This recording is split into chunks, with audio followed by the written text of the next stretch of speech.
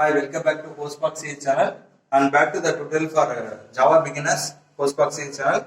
And today we are going to see the topic called thread synchronization in Java, part number 1. So this is a tutorial where helpful to develop the Java language. Today in the previous video I told what is thread, how do you create thread and so on with simple example programs. Please kindly check the playlist when you have doubt.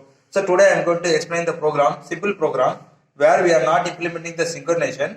We have to see what is synchronization and so on. Before that, we have to understand what is the difference between a program having the synchronization and not having the synchronization. So here is the program having three classes.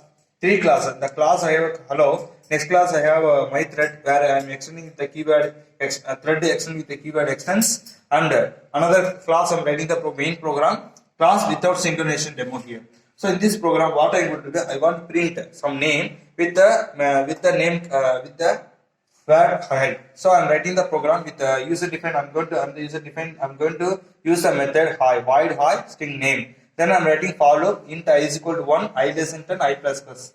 Then SOP system.out.println hi plus name. So what is the purpose? Whenever you execute the program, it will print the name 10 times, minimum 10 times it printed with the word called hi.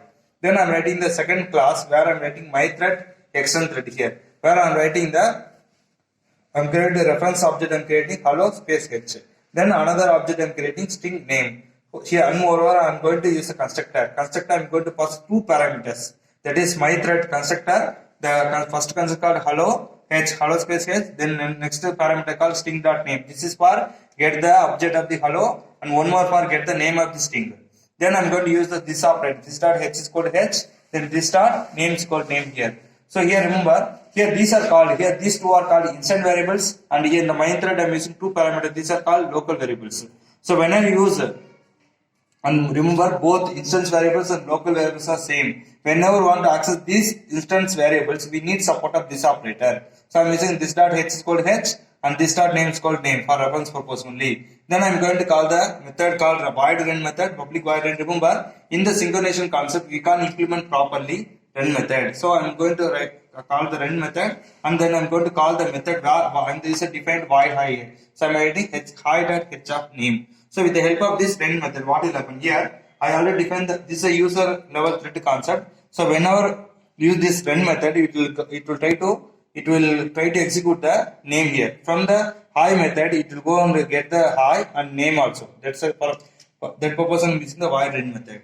Then class without synchronization demo, the main program. I'm writing the program continued by public static void main string arguments. So then I'm creating here what I'm going to do. I'm going to create the object hello space h is called new hello. This is a general procedure you know. Then I'm going to create a thread. Okay, this is a program where and when you execute the program, it will create. We are creating two threads. It will print the name 10 times. First thread with the help of T2, I'm going to print the first name 10 times. Second name also I'm going to print the T2 with the help of T2 thread. I'm going to print the 10 times. So I'm writing my thread space T1 is equal to new my thread h comma John. Then I'm creating another thread with the concept of object. So my thread space T2 is equal to new thread h comma Peter. Then you know what is the use of start method T1 dot start off, T dot start off. Then we are going to see output here. So remember, whenever we execute the program without synchronization, what happened? We are going to simultaneously or concurrently accessing the data. So when I execute the program, first time what happened? The thread will start here. The thread will here T1 means what? The name of the first object. T2 means the name of the second object. Here name of the first object is John. So here two parameters h for print the message hi and next one the string name John. So second the name of the second object is T2 where you take care of the argument name called Peter here. Hi with the Peter. So when you execute the program, let's assume that the program CPU going to allocate CPU, and moreover when you use this hello h new hello, what happened? The object will be automatically created. Object will be for the object the memory will be allocated simultaneously. Remember when you execute the program, what happened? Let's assume that the CPU execute the thread number 1. So whenever thread number 1 executed, it will print with the help of loop how many 10 times. It will print by default hi with the John one time and hi with the John second time. Now let's assume that the CPU is going to give chance to thread number T2. Then you will execute the program.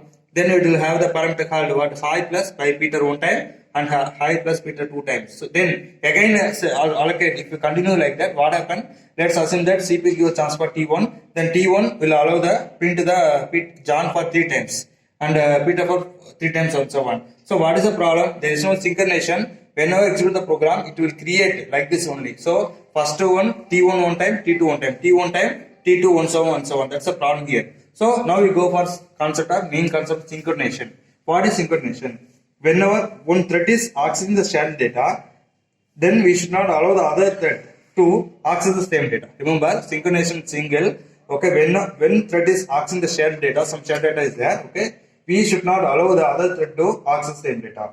And moreover, only whenever the first thread is completed, for example T1, whenever the first thread is completed, its execution, then we should allow to do the thread number 2. The thread number 2 can start the execution. Remember. So here, if you want to execute the thread synchronization, we need support of two object that is called, one is called synchronized method, another called synchronized block.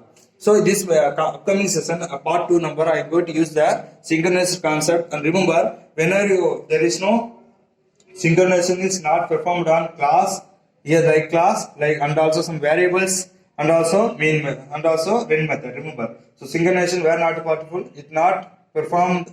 We can't perform the synchronization on class, hello, class, variables, and also when method.